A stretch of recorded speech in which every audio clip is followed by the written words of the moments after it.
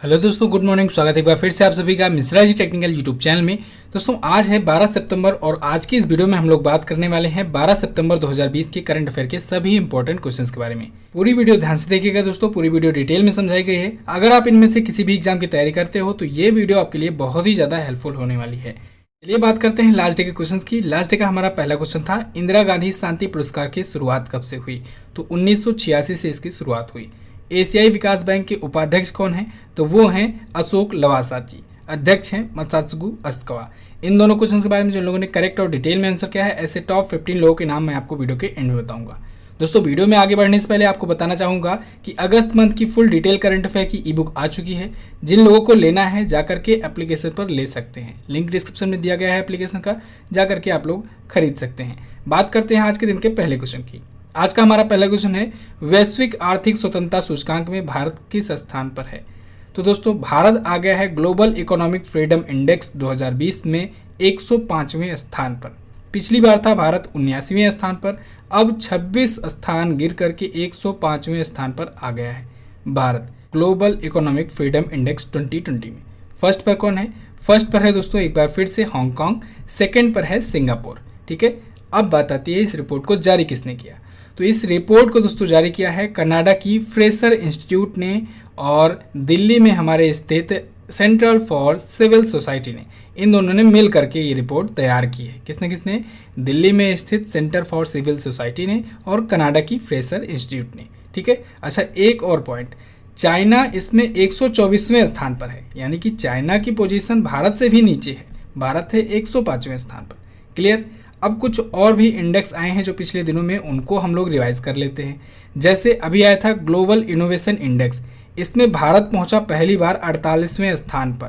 पहली बार टॉप 50 में शामिल हुआ भारत। ठीक है, इसके साथ ही भारत में कुछ इंडेक्स आए, जैसे कारोबार सुगमता रैंकिंग आई, इसमें आंध्र प्रदेश एक बार फिर से टॉप किया। दूसरे नंबर पर इस बार यूपी पहली बार आया। इसके साथ ही नीति आयोग ने एक्सपोर्ट प्रिपेयर्ड इंडेक्स जारी की, तो उसमें गुजरात था पहले स्थान पर। ठीक है, गुजरात इसमें पहले स्थान पर आया था। नेक्स्ट बात करते हैं अगला, क्रिसिल ने वित्तीय वर्ष 2020-21 में भारत की जीडीपी कितने रहने का अनुमान लगाया है? तो दोस्तों क्रिसिल ने अपना जो जीडीपी अनुमान जारी किया था इससे पहले, उसको इम्प्रूव किया है, उसको एक बार फिर से मॉडिफाई किया है और इस बार 2020-21 के वित्तीय वर्ष के लिए भारत की जीडीपी ग्रोथ रेट बताया है -9%। कितना? -9.0%। इससे पहले बताया था, अभी मई में जब इसने जारी किया था तो -5% था। मैंने आपको उसी टाइम बताया था कि जब बहुत सारी एजेंसियां जारी कर रही थी, मैंने आपको बताया था कि अभी और सभी लोग अपना अपना अनुमान घटाएंगे, तो अभी आपको याद रखने की ज़रूरत नहीं है। तो मई वाला आप लोग को याद रखना भी नहीं है, और इससे रिलेटेड मैंने मई के डेली करंट अफेयर या फिर जो भी करंट अफेयर था उसको मैंने कवर भी नहीं किया था। इसी वजह से मैं जानता था कि यहाँ पर ये सभी लोग अनुमान चेंज करेंगे। अभी आने वाले दिनों में और भी बाकी एजेंसियाँ जो हैं वो अपना अपना रेटिंग घटाएंगी, तो पूछा जाना है लेटेस्ट वाला ही, तो इस वजह से आपको सिर्फ लेटेस्ट ही ध्यान रखना है। तो क्रिसिल ने फिलहाल के लिए -9.0% जीडीपी ग्रोथ रेट बताया है भारत के लिए। ठीक है, अच्छा अभी हाल ही में सीएसओ द्वारा भी भारत की जीडीपी रेटिंग जारी की गई थी, बताया गया था 23.9%। ठीक है, 23.9%, वो भी माइनस में भारत की जीडीपी ये अभी जारी की गई थी। इसे भी आपको याद रखना है। जीडीपी होता क्या है? जीडीपी यानी कि होता है ग्रॉस डोमेस्टिक प्रोडक्ट, जीडीपी। अब देखिए दोस्तों, किसी भी देश की उसकी सीमा के अंतर्गत किसी एक वित्तीय वर्ष में, किसी एक फाइनेंशियल ईयर में उस देश की सीमा के अंदर जितने भी सेवाएं, जितने भी उत्पाद होते हैं, उनके योग को ही सकल घरेलू उत्पाद यानी ग्रॉस डोमेस्टिक प्रोडक्ट कहा जाता है। साधारण लैंग्वेज में समझिए, एक साल के अंतर्गत किसी देश के अंदर जितनी भी सेवाएं और उत्पादों का उत्पादन होता है उनको ही जीडीपी कहा जाता है, ग्रॉस डोमेस्टिक प्रोडक्ट कहा जाता है। क्लियर है? नेक्स्ट बात करते हैं अगला, हाल ही में किस रेलवे स्टेशन का नाम बदलकर श्री सिद्धरुद्धा स्वामी जी रेलवे स्टेशन किया गया? तो दोस्तों हुबली रेलवे स्टेशन का नाम चेंज करके श्री सिद्धरुद्धा स्वामी जी रेलवे स्टेशन किया गया। ये कर्नाटक में स्थित है। हुबली रेलवे स्टेशन ये कर्नाटक में स्थित है। इसका नाम चेंज कर दिया गया है। पब्लिक की काफ़ी दिनों से डिमांड चल रही थी, उसके बाद इसका नाम चेंज कर दिया गया। अब देखिए दोस्तों, पिछले 5 वर्षों में 2 बार इसका नाम चेंज किया गया है इस रेलवे स्टेशन का। इस रेलवे स्टेशन से ही 2-3 क्वेश्चन बन जाते हैं, उन सभी को आपको ध्यान में रखना है। सबसे पहला क्वेश्चन ये कि हुबली रेलवे स्टेशन जो है दोस्तों, ये दक्षिण पश्चिम रेलवे जोन का मुख्यालय है, हेडक्वार्टर है। याद रखिएगा, दक्षिण पश्चिम रेलवे जोन का हेडक्वार्टर कहाँ पर है? Hubli railway station. अब देखिए 2015 में इससे पहले नाम था, 2015 से पहले नाम था हुबली रेलवे स्टेशन। इसके बाद इसका नाम हुबली कर दिया गया, ठीक है, HUBBLI कर दिया गया इसका नाम, ठीक है, हुबली कर दिया गया 2015 में। और अब चेंज करके फिर से श्री सिद्धरूढ़ा स्वामी जी रेलवे स्टेशन कर दिया गया। अब इससे भी ज़्यादा इंपॉर्टेंट पॉइंट, अभी दोस्तों आपको न्यूज़ में पता लगा होगा, मैंने आपको 2 महीने पहले बताया भी था, हुबली रेलवे स्टेशन, यहाँ का जो रेलवे प्लेटफॉर्म है ये दुनिया का सबसे लंबा रेलवे प्लेटफॉर्म बनने जा रहा है, लेकिन अभी इस पर काम चल रहा है। तो अभी अगर पूछा जाए कि अभी वर्तमान में कौन है, तो आप गोरखपुर का ही नाम लेंगे, ठीक है। गोरखपुर रेलवे प्लेटफॉर्म जो है वही अभी वर्तमान में दुनिया का सबसे लंबा रेलवे प्लेटफॉर्म है, लेकिन आने वाले दिनों में, आने वाले 1 साल में हुबली हो जाएगा दुनिया का सबसे लंबा रेलवे प्लेटफॉर्म वाला स्टेशन। क्लियर। नेक्स्ट बात करते हैं। अगला, 200 अरब डॉलर मार्केट कैप वाली भारत की पहली कंपनी कौन बनी? तो दोस्तों आप सभी को पता है, ये 3 ऑप्शन तो मैंने फालतू में ही डाल रखे हैं। रिलायंस इंडस्ट्रीज जो है ये 200 बिलियन डॉलर की मार्केट कैप क्रॉस कर दी है, ठीक है। मोटा भाई अंबानी रुकने का नाम नहीं ले रहे हैं, 200 बिलियन डॉलर की ये कंपनी हो चुकी है, ठीक है। 1 बिलियन मतलब 1 अरब होता है, तो 200 बिलियन डॉलर की ये मार्केट कैप वाली भारत की इकलौती और भारत की पहली कंपनी बन गई है। अभी आपको पता होगा दोस्तों, एक इससे ही रिलेटेड क्वेश्चन आया था, 2 ट्रिलियन डॉलर की कंपनी बनी थी एप्पल, ठीक है, एप्पल बनी थी, और अमेरिका की पहली कंपनी बनी थी, हालांकि दुनिया की दूसरी कंपनी बनी है। पहली कंपनी सऊदी अरामको बनी थी उससे पहले ही, ठीक है, सऊदी अरब की। तो वो 2 ट्रिलियन डॉलर थी और ये 200 बिलियन डॉलर है, यानी इसका 10 गुना ज़्यादा। तो एप्पल अभी रिलायंस इंडस्ट्रीज़ के 10 गुना ज़्यादा बड़ी कंपनी है, आप लोग अंदाज़ा लगा सकते हैं, ठीक है। रिलायंस इंडस्ट्रीज़ के बारे में थोड़ा सा और बात की जाए तो मुकेश अंबानी इसके चेयरमैन हैं। ये कर्ज मुक्त घोषित हो चुकी है, अपने आप को कर्ज मुक्त घोषित कर दी है। अभी कुछ ही दिन पहले जियो मीट इन्होंने लॉन्च किया था, जियो मीट लॉन्च कर चुके हैं, जियो मार्ट लॉन्च कर चुके हैं, और भी जो जियो के प्रोडक्ट्स हैं उनको धीरे धीरे ये लॉन्च कर रहे हैं। पिछले दिनों में बहुत ज़्यादा इन्वेस्टमेंट हुए हैं, इनको मैं पिछली ई बुक्स वगैरह में कवर कर चुका हूँ। इनमें बैक टू बैक 9.99% का फेसबुक ने किया था इन्वेस्टमेंट, इसके बाद 7 पॉइंट समथिंग का किया था गूगल ने इन्वेस्टमेंट, ठीक है। ऐसे बहुत बड़ी बड़ी कंपनियों ने, विदेशी कंपनियों ने इनमें इन्वेस्टमेंट किया है, और इसी का नतीजा है कि रिलायंस इंडस्ट्रीज अब 200 बिलियन डॉलर का मार्केट कैप क्रॉस कर चुकी है। नेक्स्ट बात करते हैं। अगला, हाल ही में कहां पर भारत का सबसे बड़ा सुअर पालन मिशन लॉन्च किया गया? तो अभी हाल ही में मेघालय में दोस्तों भारत का सबसे बड़ा सुअर पालन मिशन लॉन्च किया गया है। मेघालय में अभी हाल ही में केंद्रीय कृषि और किसान कल्याण राज्य मंत्री जो हैं कैलाश चौधरी जी, उन्होंने ही ये लॉन्च किया है भारत का सबसे बड़ा सुअर पालन मिशन।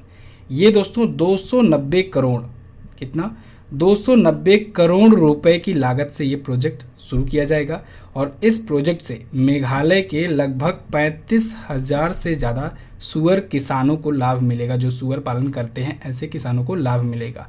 मेघालय में सुअर पालन काफ़ी ज़्यादा होता है, तो ऐसे 35,000 सुअर पालन के किसानों को लाभ देने के लिए ये सुअर पालन मिशन लॉन्च किया गया, जो कि भारत का सबसे बड़ा है। मेघालय आया है, मेघालय देखिए मैप में ये रहा मेघालय छोटा सा। शिलांग यहाँ की है राजधानी, Conrad Sangma National People's Party से यहाँ के हैं चीफ मिनिस्टर। गवर्नर है सत्यपाल मलिक जी। अच्छा, गवर्नर ये थे गोवा के, इनको यहाँ पर बना दिया गया है, ठीक है, तथागत राय जी की जगह पर। तथागत राय जी सेवानिवृत्त या कहें रिटायरमेंट ले चुके हैं, ठीक है।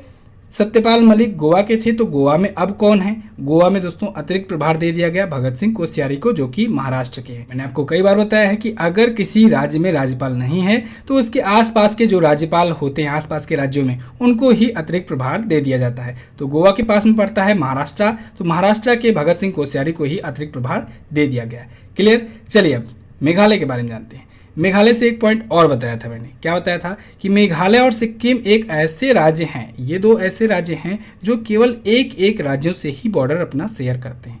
मेघालय देख रहे होंगे आप लोग, केवल और केवल असम राज्य से अपना बॉर्डर शेयर कर रहा है, और बाकी इधर बांग्लादेश से शेयर कर रहा है। ऐसे ही सिक्किम है, सिक्किम केवल और केवल पश्चिम बंगाल से अपना बॉर्डर शेयर करता है। इसको भी आपको ध्यान में रखना है। मेघालय हाई कोर्ट के चीफ जस्टिस कौन है? तो वो हैं दोस्तों विश्वनाथ सोमद्दर जी। अब इनसे भी रिलेटेड एक क्वेश्चन बनता है। अभी जो रिसेंट में मुख्य न्यायाधीश नियुक्त किए गए हैं, वो 3 मुख्य न्यायाधीश नियुक्त किए गए हैं, वो भी लगभग 2 से 3 महीने हो गए हैं। कहाँ कहाँ पर नियुक्त किए गए? एक तो दोस्तों नियुक्त किए गए यहाँ पर उड़ीसा के चीफ जस्टिस, एक बॉम्बे हाईकोर्ट के चीफ जस्टिस और एक मेघालय हाईकोर्ट के चीफ जस्टिस। तो ये 3 चीफ जस्टिस जो नियुक्त किए गए हैं, इन तीनों का नाम याद रखना है क्योंकि यही रिसेंट में नए अपॉइंटमेंट हुए हैं। तो मेघालय के विश्वनाथ सोमदर जी बनाए गए, उड़ीसा हाई कोर्ट के दोस्तों मोहम्मद रफ़ीक जी बनाए गए और मुंबई हाई कोर्ट या बॉम्बे हाई कोर्ट के बनाए गए थे दोस्तों दीपांकर दत्ता। इन तीनों का नाम आपको याद रखना है।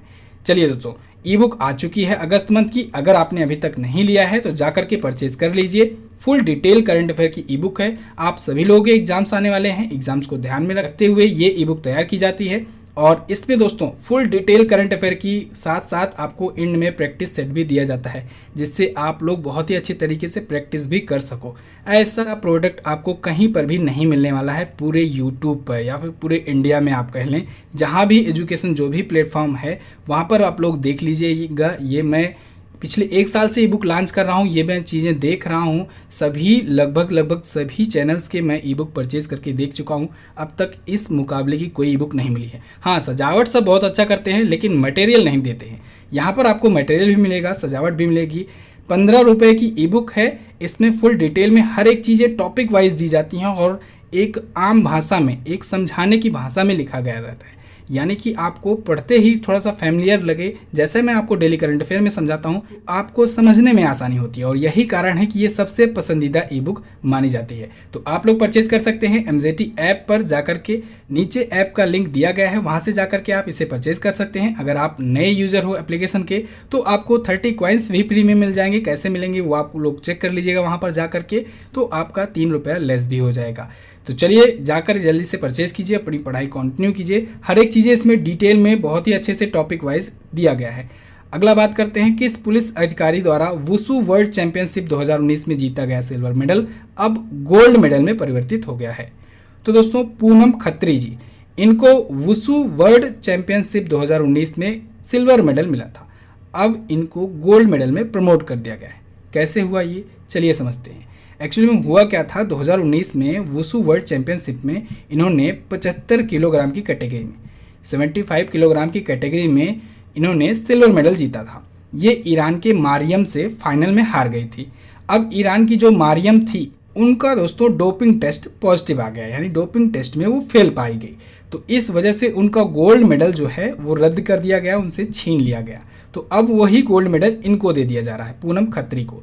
तो ये ऑटोमेटिकली अब इसकी चैंपियन हो गई हैं। वुशु वर्ल्ड चैंपियनशिप 2019 किसने जीता है? अब पूनम खत्री ने।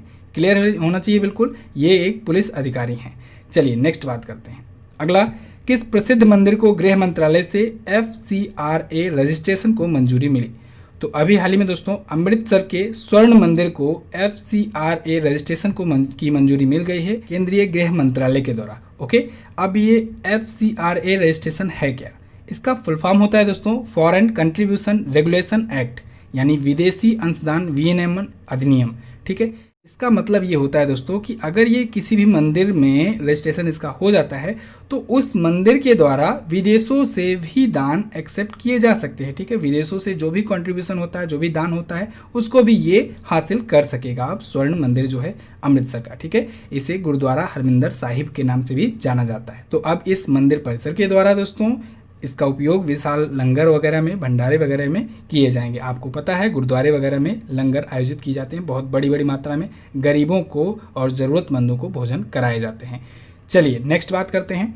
अगला, हाल ही में किस भारतीय को WHO के स्वतंत्र पैनल में शामिल किया गया? तो अभी हाल ही में प्रीति सूदन को दोस्तों, भारत की हैं ये भारत की पूर्व स्वास्थ्य सचिव रह चुकी हैं। इनको WHO के स्वतंत्र पैनल में शामिल किया गया है। एक्चुअली में दोस्तों अभी हाल ही में WHO ने महामारी संबंधित तैयारियों और उसके रिस्पांस के लिए एक पैनल का गठन किया है।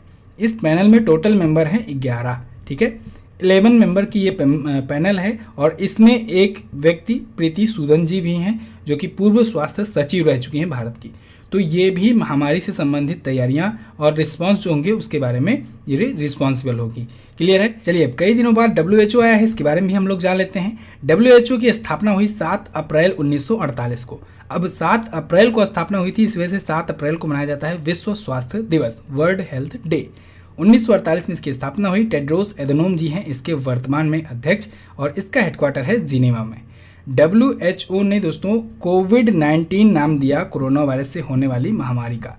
इसको याद रखना है, इंपॉर्टेंट है। कोविड-19 का मतलब होता है कोरोना वायरस डिसीज 2019, क्योंकि ये 2019 में सामने आया था। और जो एक इंपॉर्टेंट पॉइंट है, WHO के एग्जीक्यूटिव बोर्ड के इस बार अध्यक्ष बनाए गए हैं हमारे जो स्वास्थ्य मंत्री हैं डॉक्टर हर्षवर्धन जी। तो उनको 1 वर्ष के लिए WHO के एग्जीक्यूटिव बोर्ड का अध्यक्ष बनाया गया है। नेक्स्ट, हाल ही में 21वीं सदी में स्कूली शिक्षा पर कितने दिवसीय इस सम्मेलन का आयोजन किया गया? तो अभी हाल ही में दोस्तों 21वीं सदी में स्कूली शिक्षा पर एक 2 दिवसीय ई सम्मेलन आयोजित किया गया है। किसके द्वारा? शिक्षा मंत्रालय के द्वारा। ये सम्मेलन दोस्तों जो शिक्षक पर्व चल रहा है उसी के अंतर्गत आयोजित किया गया। आपको बता दें, शिक्षक पर्व दोस्तों 8 सितंबर से स्टार्ट हुआ है और ये चलेगा 25 सितंबर तक। शिक्षकों को, टीचर्स को सम्मानित करने के लिए 8 सितंबर से 25 सितंबर तक शिक्षक पर्व मनाया जा रहा है। अच्छा, इस ई सम्मेलन को लॉन्च करने का एक और फायदा है, एक और उद्देश्य है। ये जो नई शिक्षा नीति जारी की गई है, न्यू एजुकेशन पॉलिसी लाई गई है, इसी को भी प्रमोट कर दिया जाएगा इसी बहाने। ठीक है, अब बात करते हैं शिक्षा मंत्रालय से रिलेटेड कुछ इंपॉर्टेंट पॉइंट्स की। जैसे मानव संसाधन विकास मंत्रालय का नाम बदल करके शिक्षा मंत्रालय किया गया। आपको याद होना चाहिए, शिक्षा मंत्री हैं रमेश पोखरियाल निशंक जी। नई शिक्षा नीति इन्होंने 34 वर्षों के बाद जारी की है, जिस पर मैंने आपको डिटेल में बताया हुआ है ई बुक्स वगैरह में। ठीक है, इसके साथ ही एक नया कॉमन एलिजिबिलिटी टेस्ट शुरू किया गया है। कॉमन एलिजिबिलिटी टेस्ट के तहत होगा क्या? ये जो कॉम्पिटिटिव एग्जाम्स होते हैं, इसमें जो बेसिक एग्जाम होते हैं, जो प्री होता है, वो 3 संस्थाओं का, SSC, बैंक और रेलवे, इन तीनों का एक ही होगा। CET वर्ष में 2 बार होगा। जो इसको पास कर लेगा 3 वर्षों के लिए उसका स्कोर वैलिड होगा। ठीक है, तो ये सब पॉइंट आपको रिवाइज करते रहना है। नेक्स्ट बात करते हैं। अगला, तेलंगाना सरकार द्वारा किसे कालोजी नारायण राव पुरस्कार से सम्मानित किया गया? तो अभी हाल ही में दोस्तों एक प्रसिद्ध लेखक और कवि रामचंद्र मौली जी को कालोजी नारायण राव पुरस्कार प्रदान किया गया है तेलंगाना सरकार के द्वारा। तेलंगाना के जो चीफ मिनिस्टर हैं के चंद्रशेखर राव जी, उन्होंने कालोजी नारायण राव पुरस्कार प्रदान किया है इनको। ये काफ़ी फेमस कवि और लेखक हैं रामचंद्र मौली जी। तो पुरस्कार राशि के रूप में 1,01,116 रुपये दिए गए। कितने? 1,01,116 रुपये दिए गए प्लस एक शॉल दिया गया। ठीक है, तो किसके द्वारा दिया गया? के चंद्रशेखर राव की द्वारा, जो कि दोस्तों तेलंगाना के पहले और दूसरे मुख्यमंत्री हैं। पहले और दूसरे कैसे? ये पहले मुख्यमंत्री भी हैं और उसके बाद दूसरी बार भी चुनाव जीत गए, तो दूसरे भी मुख्यमंत्री यही हो गए। अभी कोई नया मुख्यमंत्री नहीं आया है जब से ये अलग हुआ है 2 जून 2014 से। क्लियर है? तो बस दोस्तों ये तो थे हमारे आज के दिन की top 10 current affair. I hope आपको वीडियो पसंद आई होगी। वीडियो अगर पसंद आई है तो वीडियो को लाइक और शेयर कर दीजिएगा। चैनल पर अगर पहली बार आए हो तो चैनल को सब्सक्राइब करके बेल आइकन को प्रेस कर देना, जिससे आने वाली वीडियोज का नोटिफिकेशन आपको टाइम पर मिलता रहे। चलिए बात करते हैं क्वेश्चन ऑफ द डे की। आज का पहला क्वेश्चन है आपके लिए, भारत की पहली किसान रेल सेवा कहाँ शुरू की गई? अगला है, इंटरनेशनल सोलर अलायंस यानी ISA की स्थापना कहाँ पर की गई थी? दोनों ही क्वेश्चन इंपॉर्टेंट है, दोनों के बारे में आपको जो पता हो डिटेल में आंसर कीजिए। चलिए दोस्तों अब हम लोग बात कर लेते हैं उन लोगों के नाम की जो लोग कल की वीडियो में डिटेल में और करेक्ट आंसर किए थे। सबसे पहले आपको बता दें, आप लोग वीडियो देख लिए हो तो जाओ जाकर MZT ऐप से इसकी क्विज भी सॉल्व कर लो। चलिए उनके नाम हैं दोस्तों, सगुन सैनी, राहुल कुमार, मनु पांडे, आरती दास, रमजान खान, अमृत कुमार, रेखा बुनकर, श्रेया गुप्ता, रविशंकर, शुभम यादव, निशा गहलोत, श्याम शेर कुमार, साहिल चौधरी, सुमन सैनी और रौनक राज। इतने लोगों ने करेक्ट और डिटेल में आंसर किया है। आप लोग भी डिटेल में आंसर किया करो, जिससे बहुत लोगों का फायदा हो सके। वो लोग कमेंट्स आपके पढ़ते हैं, और जो लोग कमेंट पढ़ते हैं आप लोग कमेंट भी लाइक कर दिया करो, जिससे इन लोगों को भी मोटिवेशन मिल सके। मिलते हैं दोस्तों नेक्स्ट वीडियो में, तब तक के लिए नमस्कार, जय हिंद, वंदे मातरम।